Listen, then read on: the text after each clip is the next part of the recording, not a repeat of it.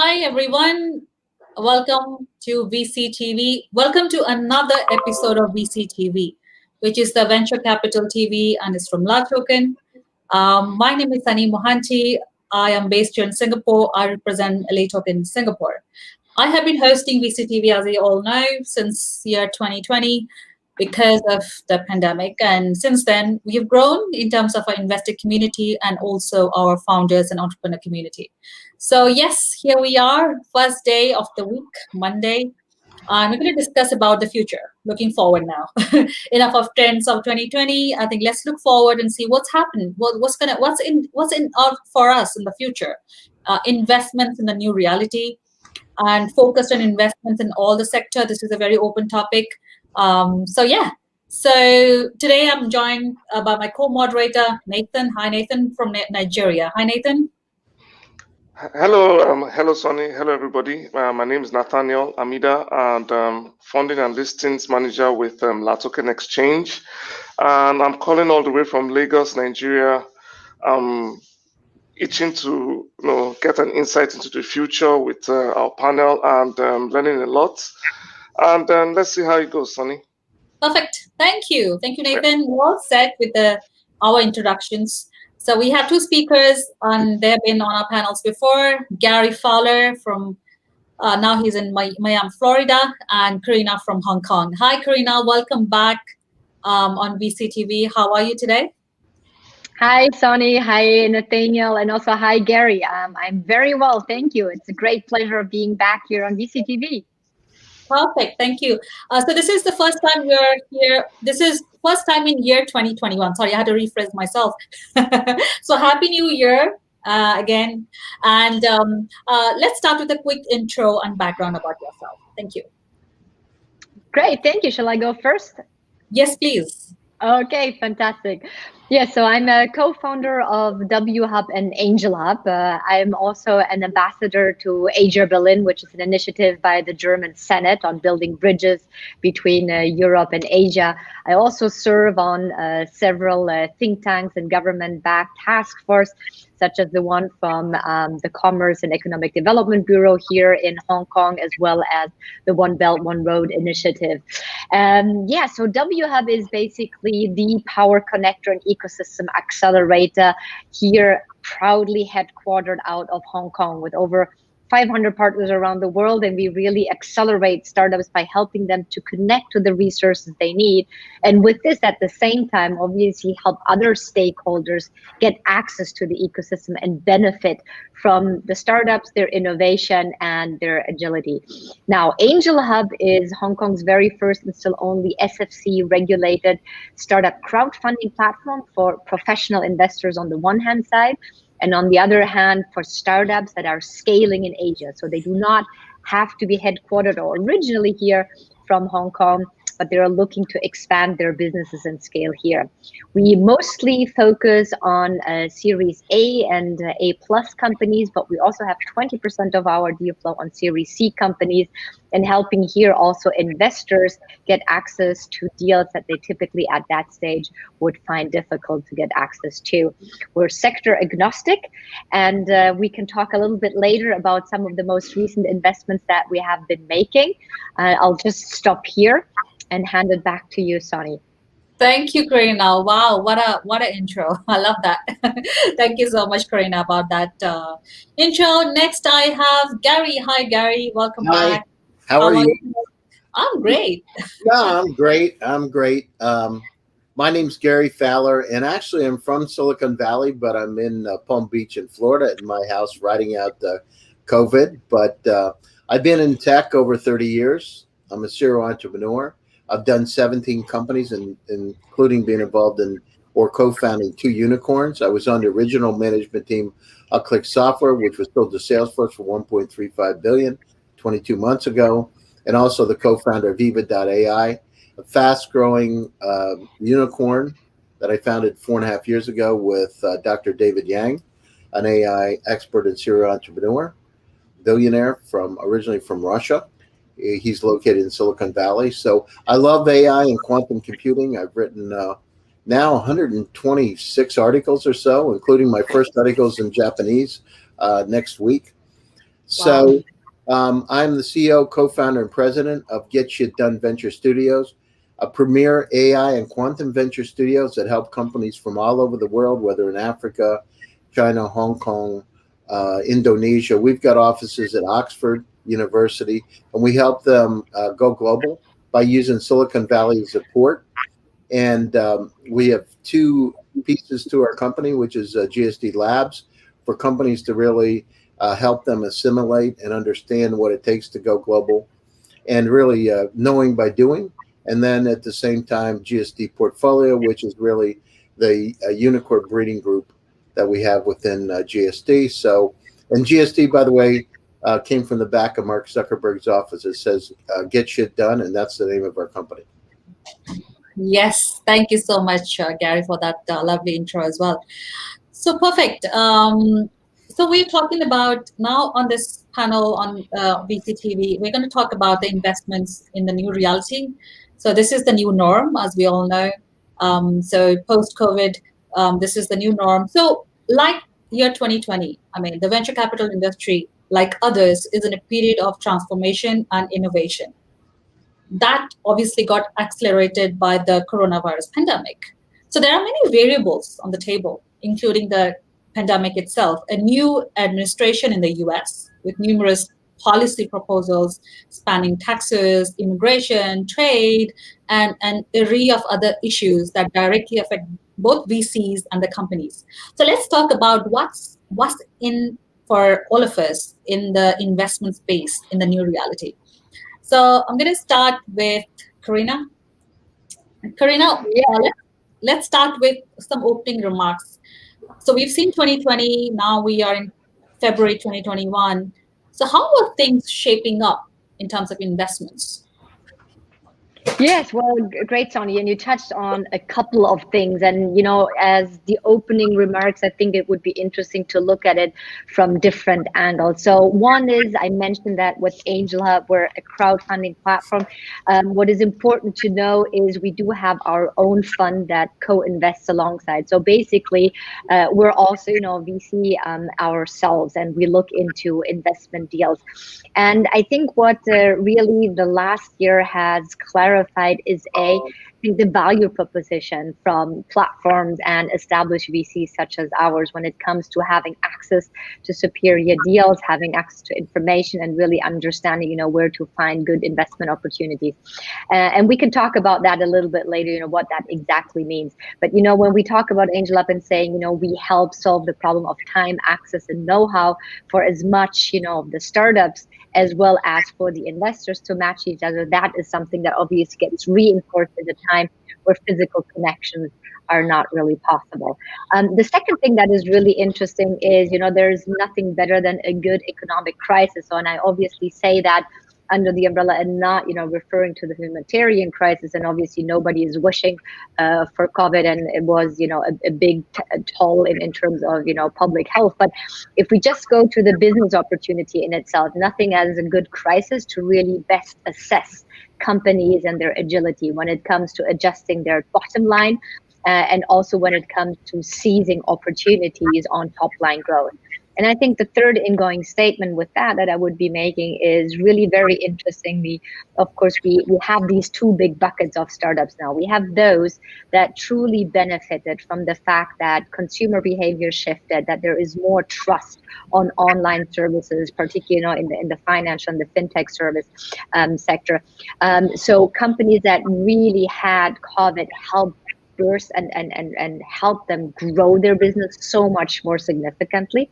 And then we have companies that, you know, just were basically running out of cash flow because they needed time to adjust. So companies that are looking to raise a bridge round. And so these are kind of like the three big overriding themes for us that, you know, crystallizes through 2020 and then that are obviously now continuing at the first half of 2021.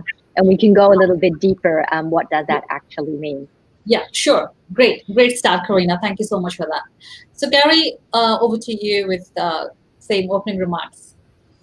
Yeah, so from my perspective, I mean, this is a time, I've been through a number of different crises. We did an IPO on NASDAQ when the financial crisis hit in 2000.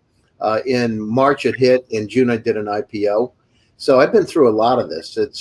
I started one of the first e-commerce consulting companies. I went through, oh, it's not going to work. E-commerce isn't here. It's not something that people want to invest in. Why would anybody want to give their credit card online? It was crazy. And it turned out to be a $30 billion cottage industry. So, and I said the same thing with AI 5 years ago when I got on stage in California at the for VentureBeat. I was talking about artificial intelligence. People said, oh, it's not going to happen. Why would people use predictive insights? And guess what?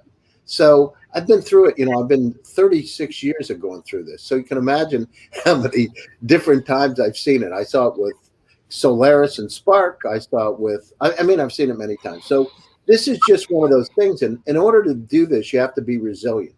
Yeah. Teams truly have to think differently.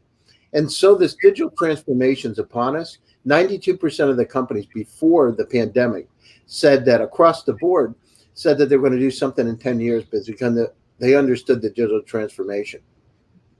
I started a remote workforce management company 2 years ago because we saw that things were going to happen and we saw remote workforces. Now everybody's talking about it, right? It's kind of funny.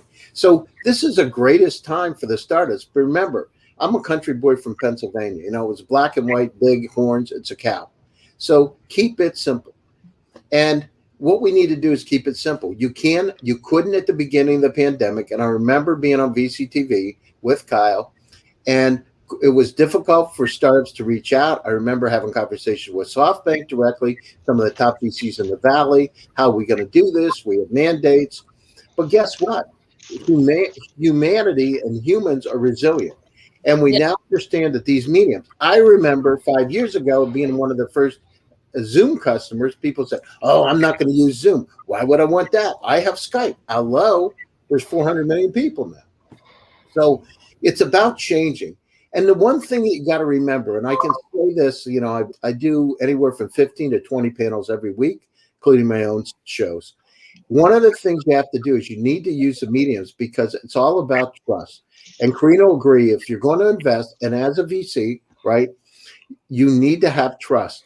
And how do you gain trust? Well, you need to have friends that do friendly introductions, just like if you were meeting somebody to do business, but you need to do that in the virtual world. And it takes time. You need to make yourself get a lot of visibility. You need to write. I'm writing anywhere from 3 to 5 articles a week today. You've got to go down and show that you're out there and you understand the topics.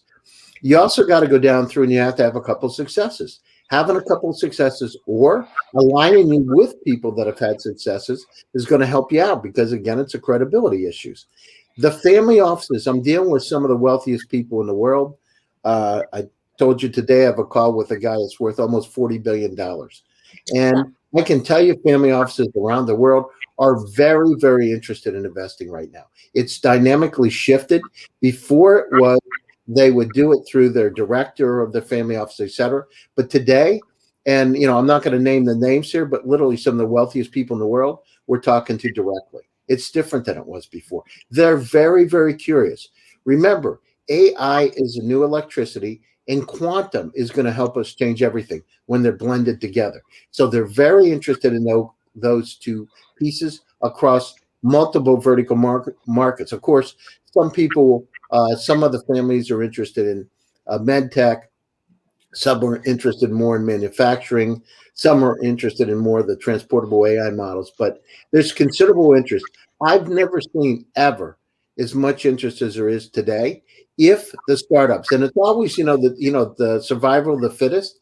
Although now we have the democratization. Look, you're in Singapore. Karina's in Hong Kong. I'm in Palm Beach in Florida. And where are we, Nathaniel? You're in Nigeria. Nigeria. I mean, think about it. This was not possible a year ago. We did not have this. We've now democratized the opportunities around the world. But it's the people that know how to use them precisely in the right way that are going to be successful. So the startups have to think differently. They've got to have visibility. They've got to be known as domain experts. They've got to make sure, for instance, if you're building a startup, keep it simple, right? Yeah. You're building a startup, what happens? Security is always a question, right? Every time. So why not get somebody like Rick Orloff the former chief security officer of Apple, on the board of advisors. It takes care of a lot of questions. Get somebody like a Bill Reichert, who Bill is Guy Kawasaki's partner in Garage, a good friend. Get somebody like him. Why? He's a Stanford MBA and a Harvard undergraduate. You want somebody that's connected to the VC community.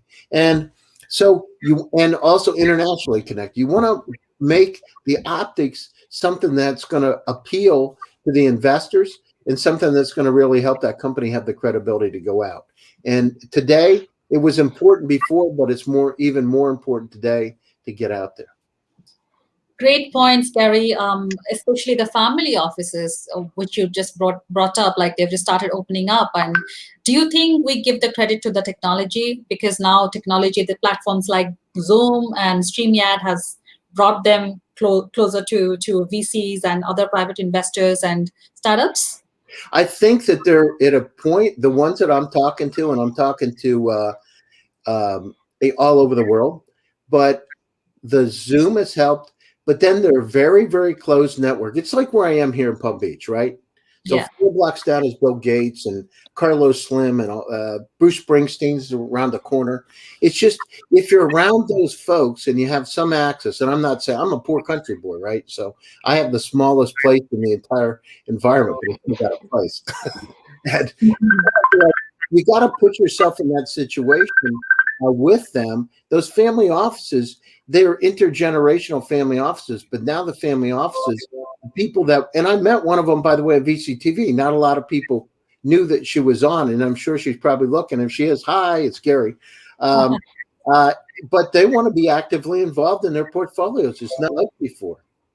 So what we need to do is we need to understand that. And guess what? They're the ones that fund many of the VCs, right? So it's their money in one way, shape, or form. They're involved. So my suggestion is, what we got to do is we got to look at it a little differently. Those family offices have incredible amounts of cash. They can invest a little bit differently than a VC. I have several calls today with them. And it's just that you got to be inside that network. And the network is VCTV helps, because VCTV is reaching. I got to tell you directly, reaching those folks, and you're touching their souls, and that helps you, touch their heart and also their wallets at the same time, or pocket. And they want to invest, and guess what? They want to do a lot of impact investing.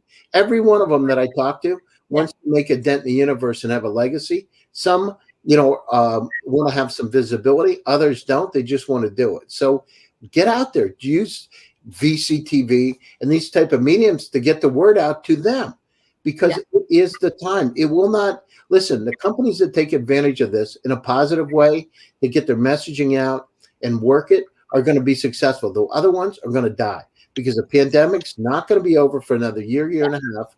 It's going to keep going forward, and we need to adapt. And guess what? This is, I've been involved in biotech things a long time, and one of the areas was biochemical and biological kind of things. There's all those things in COVID, let me tell you. So what we got to do is we need to be able to adapt, right? Right. This is compared to in 1918, we've adapted because business could continue to march forward, which it couldn't then. We've been able to still conduct business. And in fact, I say that it's really helped because it's forced us to work together globally. Yeah, I totally agree. And Tony, if I could just build on what Gary was saying, and I think that was my point initially, where I can see really the power of networks that reinforces the value proposition, right, of not only crowdfunding platforms such as ours, but also in general, the VC, community, because basically, you never invest in a deal alone, right? You never take exclusivity. And it holds true as much as in terms of having access to really deal flow from trusted partners that have already been, through a certain vetting process, that already are part of a supporting network, be it through reseeds or acceleration programs, that obviously have a whole interest, in de-risking and pushing the success of these companies forward. So fully agree, and love the shout out to LATOKEN VC and VCTV right here, because these networks, and because we know each other for a long, long time. I'm not as long in the scene as you yet, Gary. Even though I could, probably because I'm maybe even older than you. But it's really something through these partnerships, where you already have this trust and you have that credibility. And then in that world where everything now is moved online and you don't have these physical connections anymore, you just bring this trust from the previous world onto that online world, and it's really helpful. Very interesting what you said on family office. We can totally see this in this part of the world, and increasing. And fortunately, because again, with Singapore and Hong Kong, we're sitting in the two cities with the highest high net worth concentration in per habitat, right? And interestingly, one is what we can see is that you have these several generations, you have the next gen of these family offices now coming and investing. And I fully agree, on the one hand, much more focus also on sustainability, right? And trying to understand, how you can combine business with, the SDG agenda. But also very interesting in the way, I think it really broadens up a wider investment scope, because very much of these family offices are trying also to understand not only how they can make this an investment target, but also how they benefit from these companies for their core businesses, right? For the family business that they're inheriting. So just trying to help their traditional businesses to diversify or to digitally transform. And that opens up very interesting avenues. And for, you said it, Gary, right? For companies to be resilient and capture that. So exciting times. Yeah, I mean, one thing that I'm seeing, and right now, and I'm I've got calls today and tomorrow with some extremely high net worth individuals, and one of the things, they're curious, and not only curious, they're willing to put their money where their mouth is. They're really, really aggressive about investing. And by the way, if you come in from that trusted transaction, as Karina, you rightly said, it really dramatically helps you, because you become part of their network. And it's unprecedented. What I'm seeing right now in the access is really unprecedented. Great. Thank you so much, Gary. I have a quick question for Karina and Gary. Talking about early stage businesses, by nature, are more vulnerable to negative external forces than more established and higher stage startups. So, as per you, what are the sort of steps that they need to follow to be afloat in the market in this new reality? Karina, over to you, please. Yeah, well, it depends how you define early stage. So again, with Angel Hub, we're not seed investing, right? So we're coming. Typically, the earliest would be like pre-A, but more like Series A plus. And it's interesting what you said by saying that earlier stage companies are more vulnerable, because I would argue yes and no. Because obviously when you're at the beginning of finding a product market fit, you are have less kind of like processes and establishment in place that you can throw over and pivot significantly or rapidly to something that is coming up. So just one example of a company in the future of work / prop tech sector that we're investing in, which was a company that had planned to expand their businesses over 2020 into 2 additional markets. So they're in the Middle East. They came to Asia and here through Hong Kong and Singapore, and they were thinking probably 2020, let's go into 2 other markets. And it is a very, very smart business model where they take corporate wellness and corporate well-being to the next level. But it was at that point in time, pre-COVID, pretty much attached still to physical fitness location, fitness studio, fitness providers. But what they realized is that they could start becoming kind of like the Netflix of wellness being streaming and bring everything online. And the fact that they hadn't physically invested in a lot of offline locations, and also because their business model was still shaping and they had some really long-term corporate contracts on board that they were able to serve, they were they had the chance to really Yeah. pivot and bring that online. And they expanded. So over the past 9 months into 80 countries. So they Wow. went from 2 countries to 80 countries Right. because now the sourcing of the service providers that are providing these classes, plus, obviously the people that are watching are Yeah. now all over the world, right? And there are a couple of other things that really help them. But it's interesting to what you say. Obviously, we have other examples of companies that were forced to look more into bridge rounds because, yes, they had more legacy, they had more difficulties actually in pivoting and capturing the opportunities once again of this shift in consumer trends. And I used to work for Procter and Gamble for 15 years, Right. and I remember the marketing dollars it costed to make consumers shift their consumer habits, right? Again, thanks to COVID or because of COVID, again, I'm not talking about the health issues related to COVID, but people started, you talked about Zoom, Gary, people started to totally shift their behaviors. It would have taken years or tons of marketing dollars to get to that stage. Yes, absolutely. I mean, streaming like from 2 countries to 80 countries, who would have imagined that happening pre-COVID? Absolutely. Another example in the game, we invested in one of the gaming companies that you're very much interested in as well, because they're doing brilliant stuff in the context of not only of NFTs, but really shifting entire market dynamics in the gaming industry. Obviously, there's like, every day is a Sunday, right? So everybody is on their computers every day and Yeah. game every day. So again, huge opportunity. So I Yeah. don't think you have this one size fit. It doesn't necessarily, for me, depend too much on the size of the company. It really depends more on the industry that they're in. Sure. Thank you, Karina, for that. Gary, again, what business metrics should they pay attention to when it comes to early stage businesses? And how badly the current and future cash flow has been affected? So, I mean, it depends on how early you're talking about, because it's all about the team, right? If you have confidence in the team at an early stage, pre-seed stage, I mean, that's about it, because traditionally they don't have revenue. You hope they're going to get the product market fit or have gotten product market fit.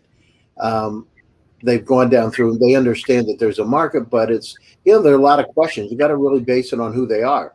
Now, Right. obviously, if somebody's got 4 or 5, they're serial entrepreneurs with 4 or 5 startups under the belt, you're much more likely to invest because there's, again, the credibility. So, but, one of the things Karina said is right on target. I wrote an article in Forbes about it, which is that there's really 3 parts of a startup. There's the acceleration part of the startup, where they've gone through acceleration, they got the product market fit, maybe they have a little revenue. Then there's regional dominance. They're successful in Africa, or they're successful in Asia, or the US, or Hong Kong, or China, or wherever, but they've had success. But then the next thing is, and each one of them have hurdles. The next part of it is, how do they go global? And Right. that's the challenge, because that's an entirely different animal.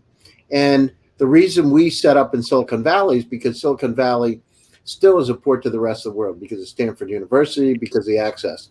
Although it's harder than it was before, because I can't go down near Stanford and have breakfast with somebody that I would do before to talk about the deal. I've got to do it on Zoom for the most part. So the metrics, in terms of early stage companies, it's about the team. I mean, that's it. And is the technology interesting?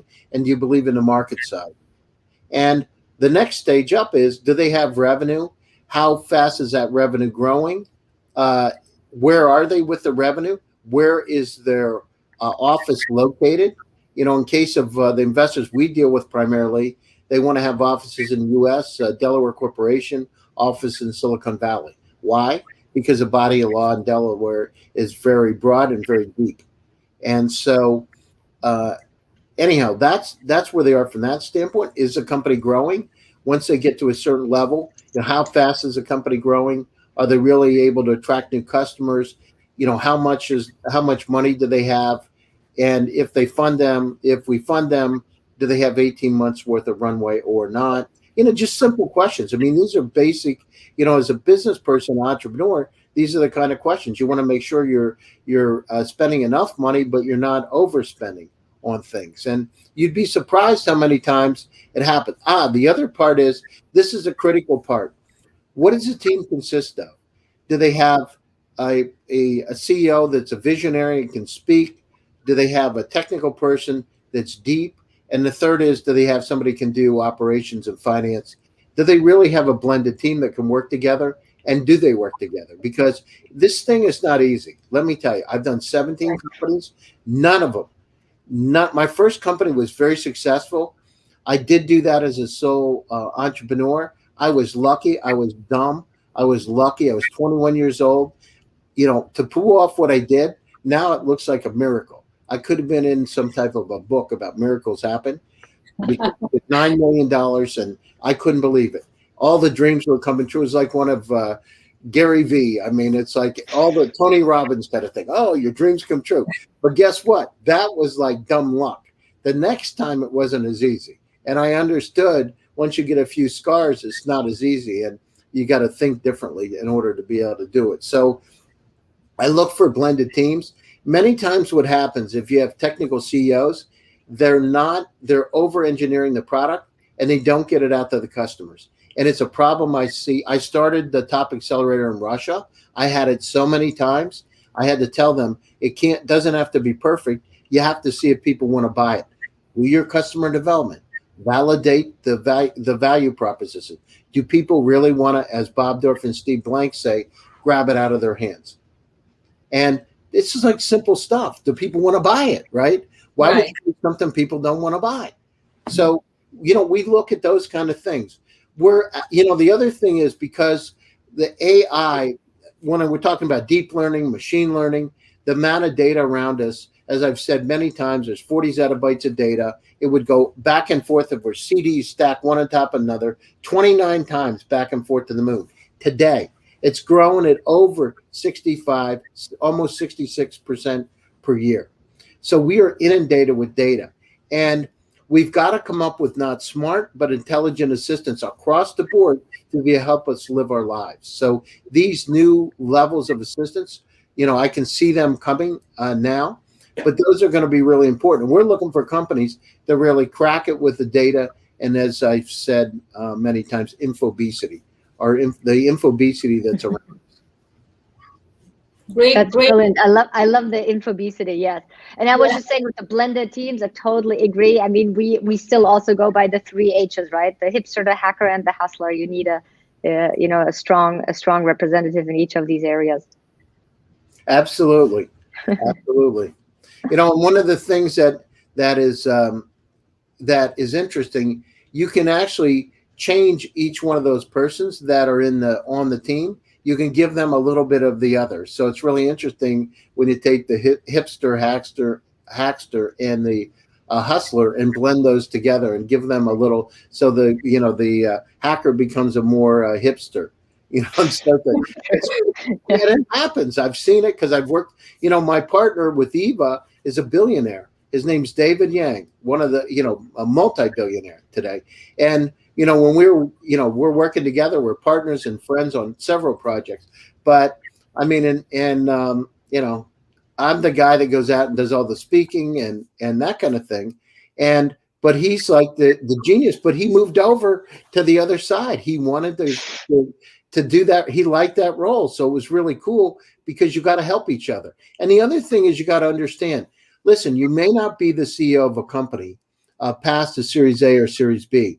And that's okay. It's not a bad thing. We know I like taking companies through a Series B. I don't want to have a meeting to have a meeting. When that starts, it's not fun. But you got to understand your position in the company, what you like, what you're passionate about, and what is good for you, and what, more importantly, what's good for the company. Yeah, I totally agree. And I also wanted to build on, I fully agree that very often you see a team that is, co-founding either super strong on the hacker side or on the tech side, and actually with all the pitfalls that you mentioned, or the other way around, right? Like really strong, go to market and understanding, how to, convince the potential consumer and clients. But then, thinking about outsourcing the tech or whatsoever, and it's like, obviously this company cannot really scale sustainably. It's like Lady Gaga singing Shallow. Absolutely. But the funny thing is, I always see, and I totally agree what you say. You have to find a little bit of the other side. I always say you want to have this yin and yang co-founding couple, right? So you want to have the tech side and you want to have the hustler and the hipster side, but you do want that, little black dots in the white and the little white dog in the black, because people still need to be able to talk to each other. Yeah, and the blending. I think the blending is something that is the biggest issue, as we can see even when companies scale, right? And when companies scale too fast. Yeah. There's an interesting guy I had a dinner with actually in Russia at the U.S. Embassy when McFall was ambassador. And one of the things that he talked about, he wrote a book called Innovation Nation. And then what he says is knowledge is an upside down pyramid. And as you start to grow, and I can tell you from my own perspective with my first startup, it was about construction tech and building houses. And when you learn to build a house, you got to do one, you got to make sure on one side things are done sequentially, on the other side they're done in parallel. And it's just the way you do it. Well, those same skill sets are the skills that you need to build a company, right? So the housing skill sets or commercial skill sets are the same skill sets. You got to make sure everything, you can't put the walls up before you got the wiring in. This is the simple stuff, but you can put you can put bricks on the house while you're doing a roof. I mean, there's things that you can do. So what we need to do is we need to look at, we need to transfer our knowledge. And I'm a clinical psychologist too. And, people say, well, how does that relate to doing business? Well, it relates when you're building AI companies, because guess what? Neural networks, you can understand them because you understand the complexities of the brain. And so, and again, it's gaining those skills. We talk about practical education, learning by doing, because one of the challenges, the MBA was started at Harvard University to teach managers how to manage, not how to be entrepreneurs. It's a totally different skill set, right? And I'm sure although Procter & Gamble is a little bit different because they're more innovative, but in general, they're not like that. Sure. At least when I was there, to say. P&G. I love the energy and the engagement on a Monday, to be honest. And thank you so much, Karina and Gary, to make it so fun and engaging. I like to pass the floor to my co-moderator, Nathan, to ask a few questions to our speakers. Thank you. Hello, guys.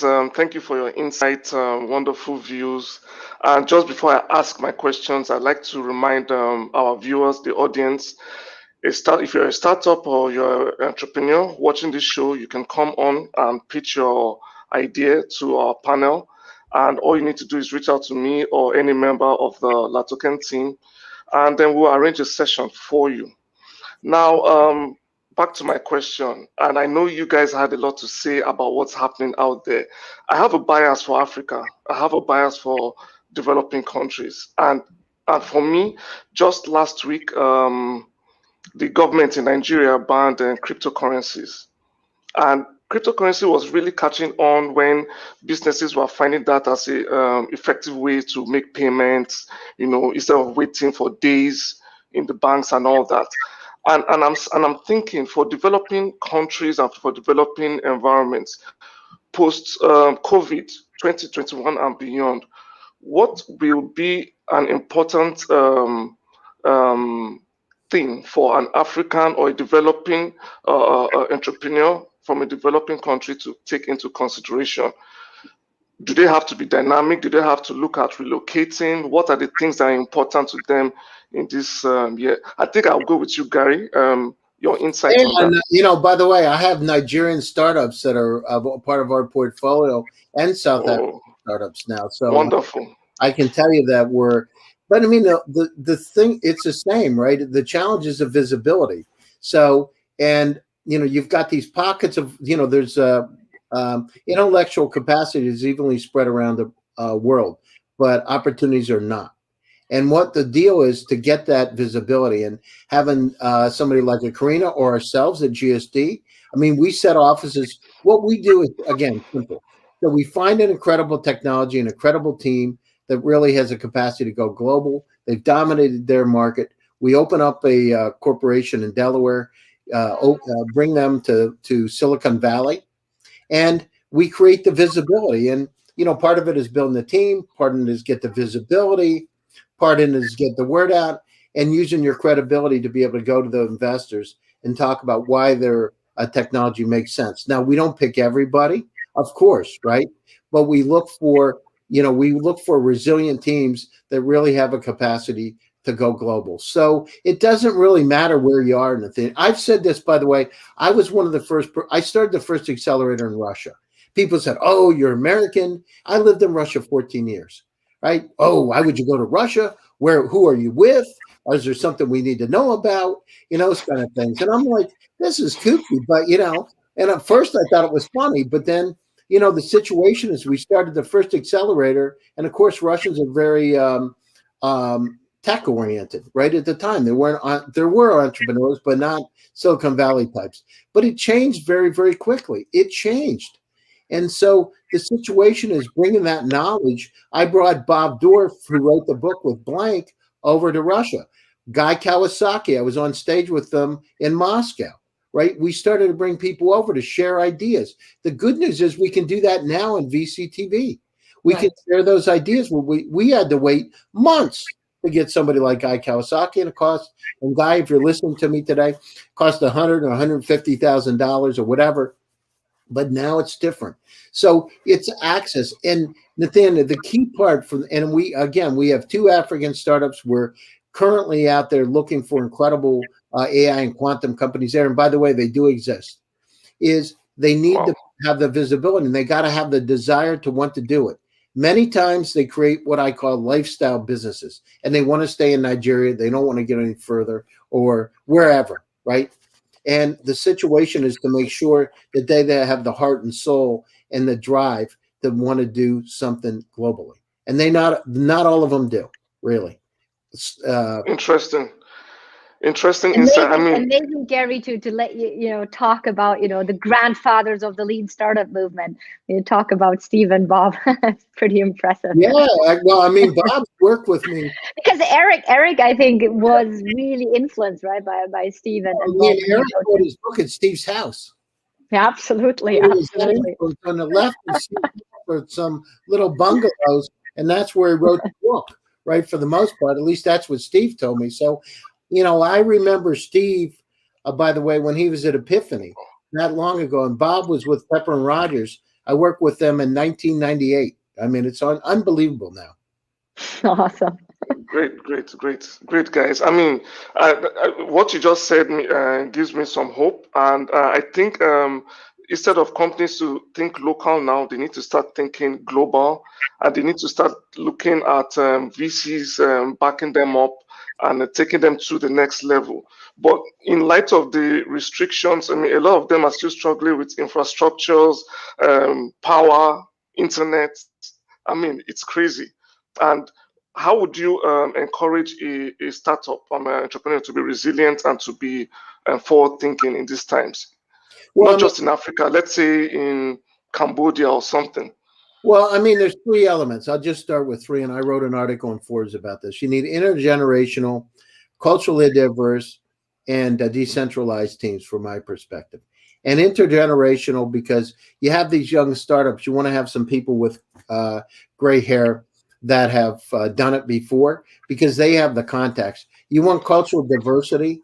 Multicultural teams breed incredible opportunities, and you want to be able to look at things differently, and it helps. And decentralized, because if I can get my R&D done in South Africa or Nigeria or Russia or Belarus or Ukraine, wherever, I want to do that because it just costs me a lot less money, and many times I'll get deeper levels of resources. So it's just keeping it simple. Sorry, Karina. No, go ahead. Actually, I also related so much when you talk about your story going to Russia. So my co-founder and me, we're already over 20 years in Asia, but we're originally from Europe, right? And so we built the largest startup platform here based out of Hong Kong and the very first SFC licensed equity crowdfunding platform in Asia. So again, sometimes it's also just actually counterintuitive what really helps you to be successful in a different market. And if I can build on what Gary said, it's so true that it is all about visibility. But I would also add, there's a difference between visibility, connectivity to other markets, and really market expansion, right?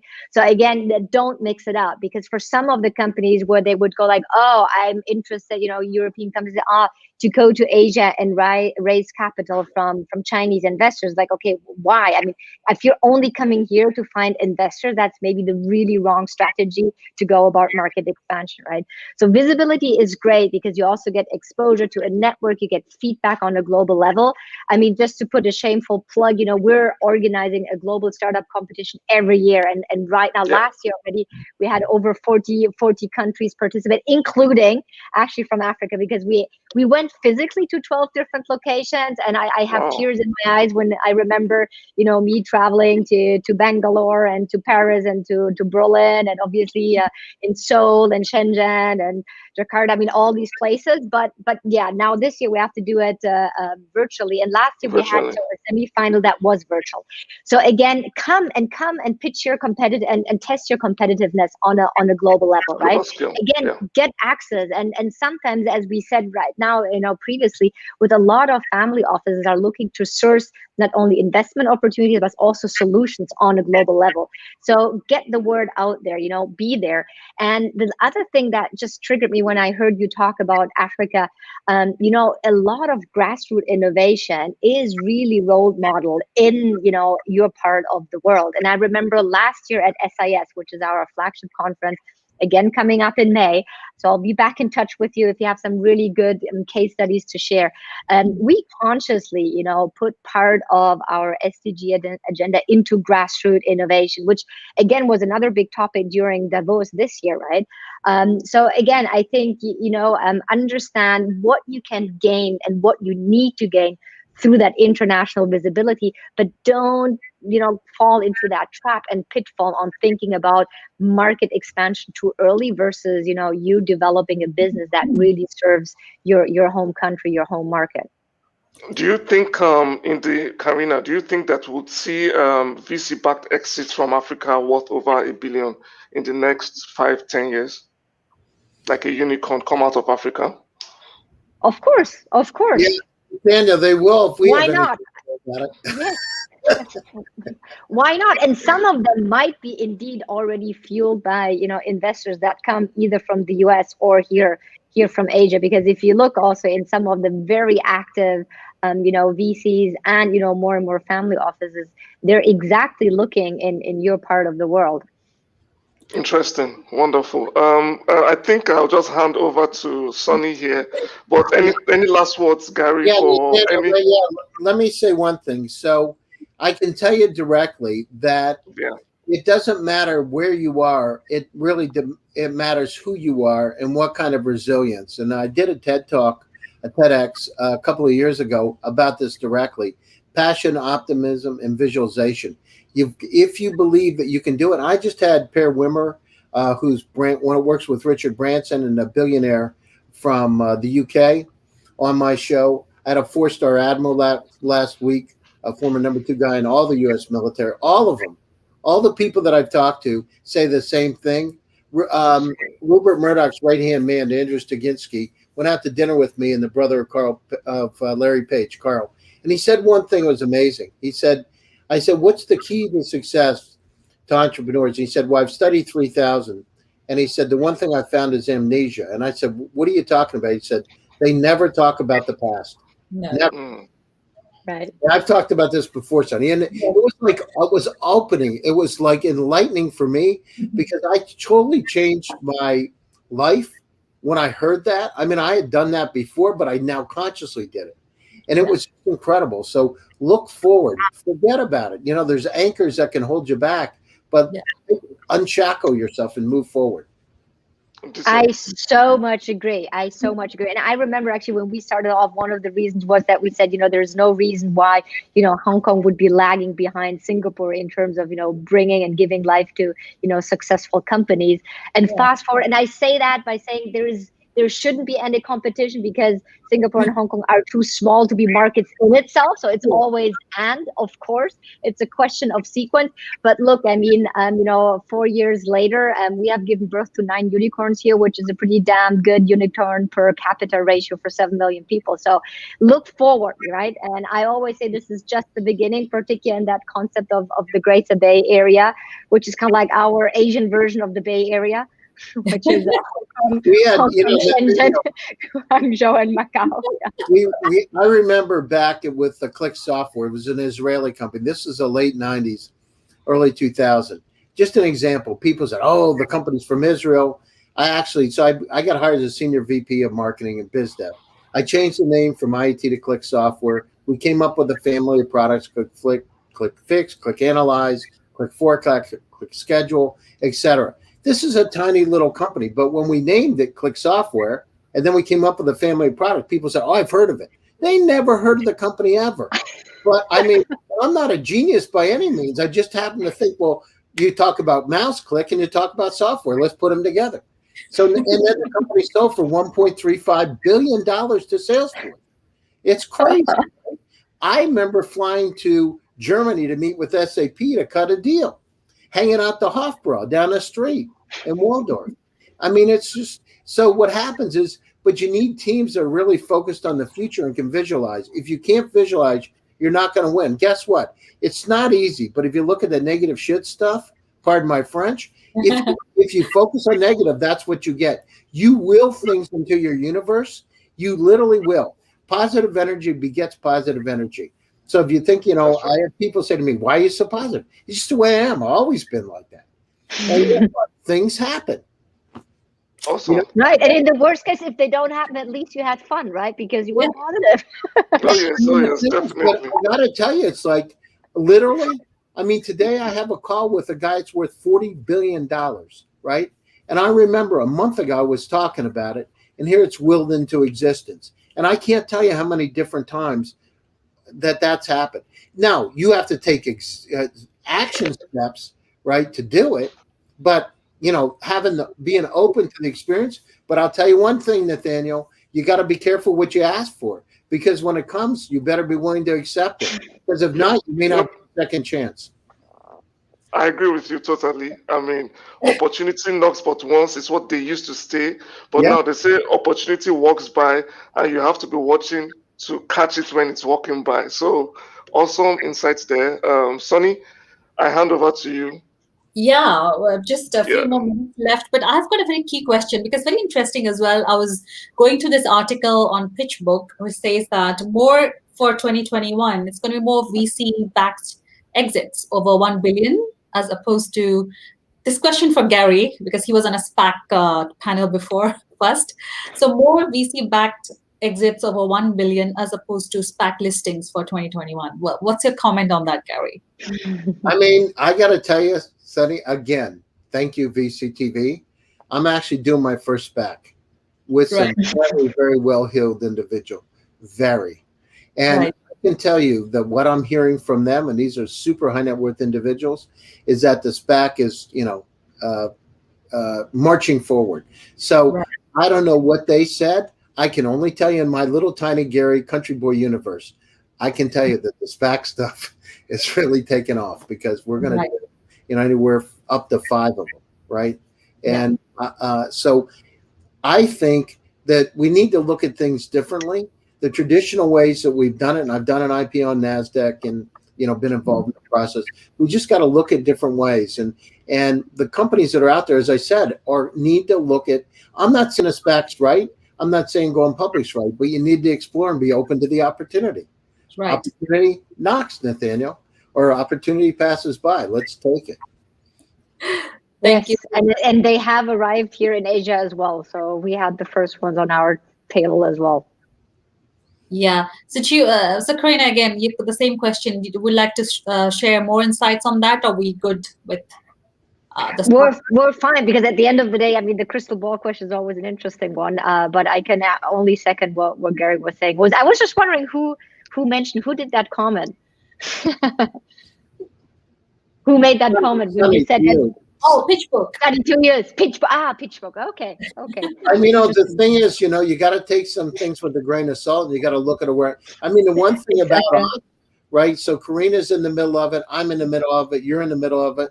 Nathaniel, I mean, think about it. Sonny, we are in the heartbeat of entrepreneurship by being on VCTV. And I've done hundreds, I don't know, hundreds. I don't know how many it is now, 400, 800, lots of them. But, and one of the things is we're on the heartbeat of what's happening across multiple technologies, across incredible insights into what's happening in the rest of the world. And this is really important. So the viewers out there that are listening today, having this knowledge firsthand will help you with your startup, because the people that have come on VCTV, the startups that have come on VCTV can give you that one grain, that one piece of sand, that one breadcrumb that can make the difference between success and failure. Great. Thank you so much, Gary. Thank you so much, Karina. That brings us to the end of the show. Some closing remarks for you, from you, Karina. Well, thank you so much. A huge pleasure always. And Gary, it was fascinating. I think we never had the pleasure to be on the same panel before. I'd love to be on a panel with you again. I feel that you are an open book for tons of stories. Amazing. Obviously, I'm inviting everyone over to this part of the world. Asia is an exciting market, very interesting. And if you need any help to get along, or you need connections, we talked about the power of networks and connections. That's what we have realized ourselves in the past, and that's what we're here for. Very happy, particularly, for the startups, obviously also for investors.